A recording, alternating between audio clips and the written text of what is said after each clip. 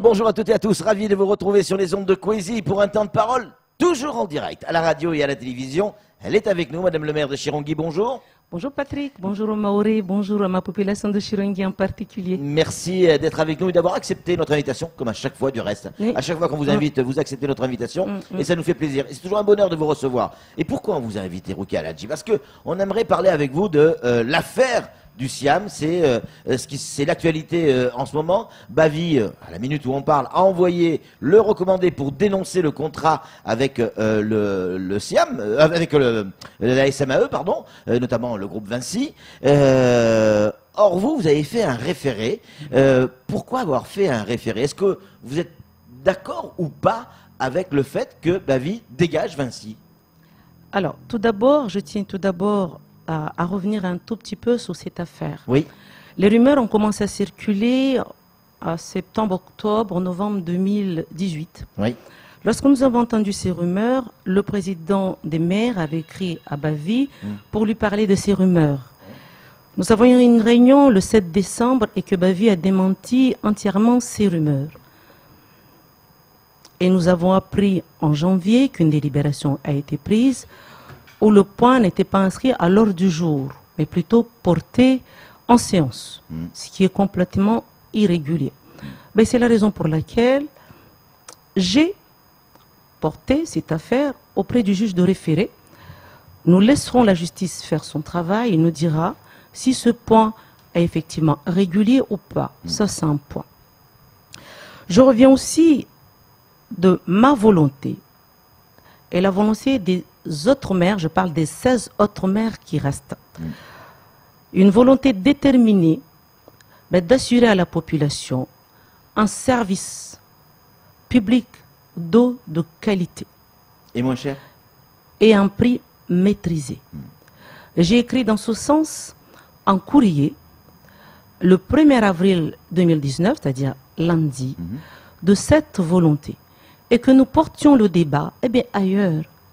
Ce n'est pas de dire c'est qui le méchant, c'est qui le gentil, mais qu'il y ait une transparence auprès de la population, qu'on leur apporte la réalité de la situation, des conséquences, que nous ne prenions pas des décisions précipitées, parce qu'il y va de la vie de la population et des coûts, et nous savons combien le coût de la vie est cher à Mayotte, avec une population qui vit en dessous du seuil de pauvreté. Je vais terminer par là, que j'en appelle à la raison, vraiment, de chacun. J'en appelle aussi à la responsabilité de chacun. Rukia Aladji, qu'est-ce que vous reprochez précisément à Bavi, au président du Siam, sur cette affaire? D'aller trop vite? Oui. De ne pas avoir respecté certaines règles ou de faire un coup politique? Pour moi, c'est surtout d'aller très vite, et je ne sais pas la raison. Ouais. D'aller très vite, pourquoi? Il nous a parlé lors de ses dernières interventions médiatiques qu'il a commencé cette audition, en tout cas, ses études sur cette affaire depuis 2015. Oui. Mais dès 2016, il avait déjà des prémices de ce rapport. 2017, 2018. Et pendant ce temps, il a validé les rapports d'activité de la SMAE, les comptes de résultats de la SMAE, alors qu'il avait déjà des données. Mais on attendait dès 2016. Je pense qu'on aurait pu avoir du recul et faire les choses. Parce que sachez aussi qu'un tel contentieux, ça va se porter sur qui? Les communes et les intercos qui vont reprendre cette compétence dès 2020. Oui, parce qu'en fait, voilà, le Siam est amené à disparaître quelque part. Absolument. Dès 2020, cette compétence revient aux intercos. Les intercos, ce sont des structures nouvelles, donc fragiles. Nous ne pouvons les faire supporter une autre fragilité. Parce que derrière, il va falloir payer les dettes. Et quand on parle de dettes, d'ores et déjà, le budget de cette année du syndicat des eaux est déficitaire de 20 millions d'euros. Ces 20 millions d'euros, il va falloir les payer. Nous savons aussi que les emprunts, les dettes du syndicat sont à la hauteur de 20 millions d'euros aussi. Quand on additionne, c'est 40 millions. Lors de la réunion, c'était la semaine dernière, dimanche, une réunion d'urgence que le président des maires avait demandé, parce que là aussi je reviens un peu en arrière. Dans l'hémicycle. Mais je reviens un tout petit peu en arrière. Cette réunion avait été déjà demandée au président du syndicat le 7 décembre d'organiser une réunion avec la SMAE, les maires et le syndicat, de manière à ce que nous puissions entendre les deux versions, la version du délégant et du délégataire. Ben, ce qui n'a pas été fait. Nous avons juste appris une délibération le 25. Donc, de nouveau, le président des maires, M. Seydou Marwali, a demandé une réunion d'urgence ce dimanche au regard des conséquences. Donc, de cette réunion, eh bien, nous avons appris là aussi d'autres conséquences. Tout d'abord, le réseau, et ça nous le savions, le réseau du site Sada Bweni, c'est le réseau le plus mauvais. Eh bien, là aussi, il y a eu des préconisations qui ont été faites dans le cadre des rapports d'activité. Et en aucun moment, ces préconisations n'ont été suivies d'effet. Nous avons aussi appris que malgré les efforts qui ont été faits dans le cadre des plans de forage, d'autres, l'usine de dessalement et d'autres, eh bien là, nous sommes à l'abri de rupture, et là, c'est les services de l'État qui nous apporter cette nouvelle, qui est une nouvelle inquiétante, qu'aujourd'hui nous sommes à l'abri de 4 ans. Ça veut dire qu'il faut s'attendre d'ici 4 ans à des nouvelles coupures d'eau. Là aussi, ce n'est pas le moment. Vous voyez le débat là où il faut qu'il soit porté. Oui, mais ce n'est pas le moment, Patrick, je termine, de se créer un tel contentieux. Parce que nous devons porter mettre nos efforts sur cette question de l'eau, bien sûr, comme je l'ai dit tout à l'heure, maîtriser le prix, la qualité, mais la quantité aussi. Donc, si nous continuons, parce que pour réaliser une retenue collinaire qui nous permettra de nous prévenir de ces questions de rupture, il faut au moins 4 ans d'études. Enfin, 4 ans d'études et travaux. Et le temps de le faire marcher, il faut au moins 4-5 ans. Donc là, si on ne s'y prend pas tout de suite, eh bien, attendons-nous à des nouvelles ruptures dès 2022. Il a répondu, alors deux, trois petits points, Rukia Ladji, si vous le permettez. Donc la loi NOTRe, qui effectivement va donner cette compétence aux communes, ou plutôt aux intercos, elle peut être repoussée jusqu'à 2026. Bon, ça, c'est un détail. Cela étant dit, quand on regarde les explications, ou quand on entend les explications de Bavie, il nous explique que pour l'usine de dessalement, il ne paye pas à Vinci, pour la seule bonne raison qu'elle n'est pas livrée, parce qu'elle ne marche pas. Pareil à Bandrélé. Ça fait quand même des raisons de se fâcher avec son prestataire. Oui, mais très bien. Ce n'est pas une raison. C'est une raison de se fâcher, d'exiger bien sûr réparation. Oui. Parce qu'il faut que les usines marchent. Oui. C'est une raison. Oui. Mais ce n'est pas une raison de rupture d'un contrat en anticipé avec toutes les conséquences. Oui. Je n'ai pas dit tout à l'heure. Les conséquences de cette rupture est de 30 millions d'euros. C'est ce qui nous a appris, nous a été porté à connaissance le dimanche en réunion avec la SMAE, les services de l'État, c'est-à-dire les services de la préfecture, le SGAR et toute son équipe. 30 millions d'euros, là aussi, si on additionne 30 millions plus 20 millions de dettes, plus 20 millions de déficit, ça nous fait combien? 70 millions d'euros. On ne peut pas dire le tout et son contraire. On dit aujourd'hui, nous devons garantir prix de qualité, service de qualité, service de quantité. Mais on ne peut pas faire son contraire aussi. Ça veut dire ce que nous faisons là aujourd'hui, ce que le syndicat fait aujourd'hui, ce que le président Bavie fait aujourd'hui, c'est le contraire de ce qu'il dit. Parce que les conséquences de ces 70 millions, mais qui va les payer? C'est la population. Je termine, Patrick. Peut-être pas, Rukia. Attends, c'est la population. Ça peut être les résultats des dividendes de Vinci s'ils sont plus là. Ah non, parce qu'ils demandent le partage le partage qu'ils disent aujourd'hui. Oui. Nous avons différents chiffres. Oui. Nous avons tout d'abord un chiffre de 18 millions qui nous a été apporté le 7 décembre par le bureau d'études Cogit. Ce même bureau d'études Cogit qui a fait un avenant le 16 juillet 2018 avec un avenant qui dit quoi, cet avenant? C'est Cogit qui l'a fait, donc c'est Bavie qui l'a fait. Cet avenant dit quoi? Nous demandons, la SMAE demandait la prolongation de son contrat pour de 4 ans supplémentaires, donc jusqu'en 2026. Il allait réaliser en contrepartie des travaux à hauteur de 6,5 millions d'euros pour réaliser le réseau. Et là, puisque le réseau c'est un peu plus que ça, le syndicat allait apporter 2,5 millions d'euros pour réaliser le réseau. Donc là, c'était un premier avenant. Et là, le même bureau d'études Cogite, en décembre, dit le contraire. Ce n'est plus 7 millions de bénéfices pour les 19 ans, c'est plutôt 18 millions. Le même bureau. Ensuite, nous allons encore, lors de la dernière réunion que nous avons eue avec la SMAO, c'est pour ça que nous avons demandé cette réunion avec les maires et la SMAO pour que chacun vienne dire sa version. Je termine, Patrick, s'il vous plaît. Oui, donc, là aussi, la SMAO nous apprend non. Ces bénéfices pour ces, comment dirais-je, ces 19 ans, c'est 7 millions d'euros. Donc, je ne suis ici ni pour Bavi, ni pour la SMAE. Je pense que chacun a raison. Mais est-ce que c'est une raison d'aller faire les choses précipitamment et de porter un coup fatal aux impôts de la population et à la facturation d'eau? Parce que je le dis encore, nous allons droit au mur. Droit au mur, pourquoi? Je termine par là. Je dis rien. Voilà, merci. Parce que, droit au mur, parce que lorsque nous avons des endettements, et je sais de quoi je parle, nous l'avons vécu au SMIAM, jusqu'alors nous continuons à payer. Mais c'est rien à côté du syndicat des eaux, des dettes du syndicat des eaux. On parle de 70 millions, c'est beaucoup. C'est pour ça, encore une fois, et je me réjouis d'ailleurs, je me réjouis aujourd'hui, qu'il y ait de nouveau une intervention de la Chambre régionale de comptes, aussi bien côté SMAE, aussi bien côté syndicat des eaux. Ça nous permettra, avec tous ces différents chiffres, d'avoir une réalité. Parce que déjà, le dernier rapport de la Cour faisait pointer du doigt les défaillances du syndicat.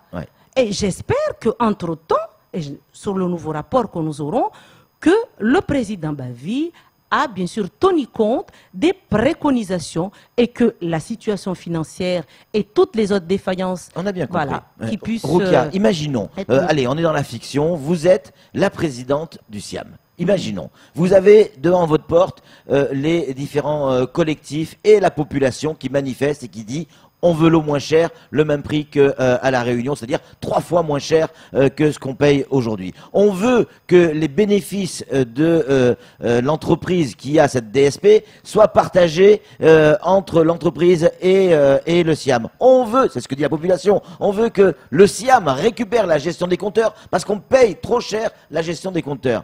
Vous demandez une audience avec votre prestataire, donc Vinci, SMAE, et vous mettez ces revendications sur la table, on vous dit non, je ne négocierai pas là-dessus. Qu'est-ce que vous feriez, vous, si vous étiez présidente du SIAM? Alors, je reviens aussi un tout petit peu en arrière. Là aussi, je ne comprends pas. Pourquoi le SIAM, c'est aujourd'hui, encore une fois, ces compteurs d'eau, ces prix, tout ce qu'il parle là. Il a mis l'étude depuis 2015. Mais pourquoi il a continué à valider tous ces rapports, d'une part? Et d'autre part, il ne faut pas d'attendre la population pour venir dire. Ces négociations-là, il les a commencées depuis début 2018. C'est lui-même qui l'a dit. Et je viens de le dire, ça avait fait objet d'un premier avenant. Donc s'il y a un deuxième avenant, et là je le dis encore, parce que mon délégué, qui est dans ces négociations, m'a dit clairement, Madame le maire, il n'y a pas eu de négociation. Nous sommes allés jeudi. Le jeudi, ce qu'il y a eu, c'est à la préfecture. Ce que nous avons eu, c'est quoi? Les deux parties ont apporté connaissance l'un à l'autre de sa volonté. De dire, voilà moi ce que je veux. Moi ce que je veux, c'est récupérer les branchements, 9 millions d'euros cash et baisse de prix de l'eau à 30%. C'est une proposition. Ensuite, l'autre partie, je répète ce que m'a expliqué mon délégué. L'autre partie, c'est quoi? Mais moi, je fais 4 millions travaux, 4 millions cash que je verse au syndicat, et puis augmentation de mon contrat, c'est-à-dire d'aller jusqu'en 2026, je crois. 2026. La prolongation, La prolongation, voilà. En aucun moment, nous avons entendu d'augmenter l'eau. Sur l'avenant, ça n'existe pas. Et d'ailleurs, non, c'est pour ça. Alors, qu'est-ce qui s'est passé? Les deux parties sont parties pour revenir lundi. Lundi, ça a duré 5 minutes, on peut pas dire 5 minutes. Donc, en 5 minutes, c'est exactement ce qu'il m'a expliqué, mon délégué. M'a dit, mais nous-mêmes, on était étonnés. Parce que 5 minutes, l'affaire était terminée. Ça veut dire qu'il arrive, voilà, alors que chacun, les négociations, chacun vient. Vous êtes parti avec mes propositions, je pars avec vos propositions, nous venons débattre. Ça peut prendre aussi du temps.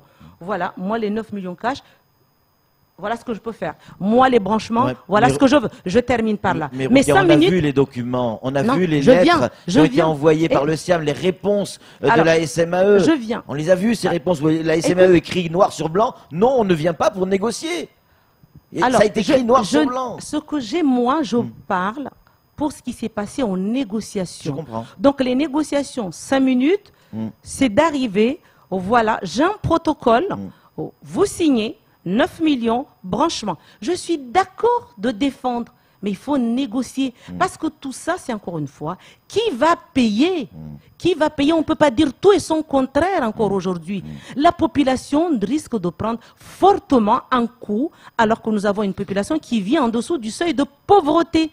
Il ne peut pas, d'un coup, on augmente le prix de l'eau, et de l'autre côté, comme ça ne suffit pas, les communes vont augmenter aussi les impôts pour les faire payer encore de l'eau. Non, la population ne mérite pas ça. Mérite quand même une réflexion profonde, que nous travaillons en sérénité. La Cour de compte va donner ses rapports d'ici juin pour qu'on se précipite. On laisse la Cour de compte faire son travail. Il va aller à la SMAE faire son travail. Et on le sait, la Cour de compte fera son travail. Il vient au syndicat des eaux faire son travail et donnera les préconisations. S'il y a 18 millions d'euros, eh bien qu'on les partage. Je suis d'accord avec Bavi. S'il y a 18 millions d'euros, s'il y a 2 millions d'euros, qu'on les partage. Au niveau pareil sur les branchements. Si aujourd'hui, les branchements, on doit les prendre en, comment on dit, en charge. Nous, eh bien qu'on réfléchisse pour les prendre en charge. Parce qu'il y a eu une époque, on payait 500 euros. 500 euros. Vous savez, c'est parce que c'était nous, pouvoir public, qui prenions en charge ces branchements. La différence. La différence. Donc, à un moment donné, c'est de tout ça comment accompagner la population, mais ne pas amener la population en dérive. C'est ça, l'ensemble des 17 maires, ce qu'ils demandent. Dernière question. On peut lire dans certains médias ou entendre sur certaines radios ou autres télévisions, on a entendu un certain nombre de choses où on nous explique que 2020 arrive, ce sont les élections municipales, et que c'est de tradition ou de nature que certaines entreprises financent les campagnes municipales des uns et des autres. Et on a entendu, et c'est pour ça que vous parliez de transparence tout à l'heure, on pose la question simplement, est-ce que oui ou non, il y a certains maires ou candidats à certaines mairies à Mayotte, quelles qu'elles soient, qui sont soutenus financièrement par Vinci en échange d'une prolongation de ce contrat. La question, elle est crue, Rukia, mais on est sur Kwezi. Elle est très crue, on est sur Kwezi. Vous savez, je ne sais pas les autres maires. Vous voyez ce courrier, il date de 7 septembre 2017. Je vais te le donner, ce courrier. Je demandais à la SMAE, parce que je ne suis pas là, ni pour la SMAE, ni pour Vinci. Je ne parle pas forcément de vous, Rukia. Non, là, je parle de moi. Je parle de moi. Je ne vous énervez pas, je vous aime bien, vous le savez. Voilà. Donc, je parle de moi. Ici, en 2017, j'écrivais déjà à la SMAE pour lui demander des explications sur la qualité de l'eau. Donc pour moi, je ne suis pas là ni pour la SMAE ni pour le syndicat. C'est la qualité, la quantité et bien sûr le prix. La même chose en 2018, septembre 2018, un nouveau courrier à la SMAE pour lui demander la qualité de l'eau. Manifestement, vous attendiez à cette question parce que vous avez tous les éléments. Mais moi, c'est pour dire, c'est important. On ne peut pas venir aujourd'hui, d'accord, inculper les maires parce qu'ils demandent à ce que la population ne paye pas cher. Et là, c'est ferme, et l'ensemble des maires ne payent pas cher l'eau. Et de venir les dire, et non, vous voulez payer vos comptes de campagne. Si c'est ça, payer les comptes de campagne, eh bien oui. Je ne veux pas que la population se voie. Du jour au lendemain, le prix de l'eau multiplié par 10, par 20, par nos défaillances, ou la défaillance d'un délégataire. Non. Rukia Haladji, je voudrais terminer avec une pointe de positif, tout de même, s'il vous plaît. Chirungui, parlons de votre ville. Vous avez été nommé. Nommé pôle culture et on a vu les plans et le dessin en 3D, c'est magnifique, expliquez-nous. Mais ça fait plaisir. Ville bâtisseur, on a été nommé. Voilà, ville bâtisseur, quel plaisir, voilà, cette nomination. Mais surtout, au trophée des entreprises. Au trophée des entreprises de ville bâtisseur. Et ce que je dis, je salue le travail d'équipe, le travail de la municipalité, le travail aussi de l'ingénierie. Je parle de mes équipes qui travaillent acharnés sur ce dossier-là depuis 2019, vous voyez, depuis 2009. C'est pas un dossier d'aujourd'hui. C'est clair. C'est un dossier qui date 10 ans pour le réaliser. Ça veut dire qu'il faut s'acharner pour avoir du cinéma. Mais c'est pas que ça. La ZAC aujourd'hui Vous voyez, là, prochainement, nous allons retenir un concessionnaire. Il date pareil de 2009. Parce que pour arriver à faire des projets d'envergure, ça demande du temps. C'est pour ça que je dis... Du temps et plusieurs mandats, donc. Et plusieurs mandats. Non, c'est pour ça. C'est même pas ça. Si, mais il faut la continuité. Il faut la continuité. Il faut la continuité. Et là encore, c'est pour ça que je dis, pour avoir une retenue collinaire, ça ne demande pas un an, ça demande un mandat. On doit s'y mettre rapidement. Sinon, dans 5 ans, il y a toujours le problème de foncier sur la retenue collinaire. Rupture d'eau. Non, les problèmes de foncier, vous savez, hein, moi aussi j'ai des problèmes de foncier, c'est pas pour ça que je ne réalise pas de lotissement. Combien de lotissements j'ai réalisé? Combien? Borowani, Mirereni, Malamani, Timkoura. Là, je suis en cours. Chirongi. Vous croyez que j'ai du foncier? À trouver des solutions pour le foncier. Vous croyez que j'ai du foncier? Il fallait le négocier et l'acheter. Tout simplement. Vous êtes la meilleure. Vous êtes la meilleure. Tout simplement. Merci beaucoup, Roukia. Merci beaucoup, Roukia Aladji, d'être venu sur ce plateau, d'avoir répondu à nos questions. C'est tout pour ce temps de parole. Tout de suite, la suite de nos programmes.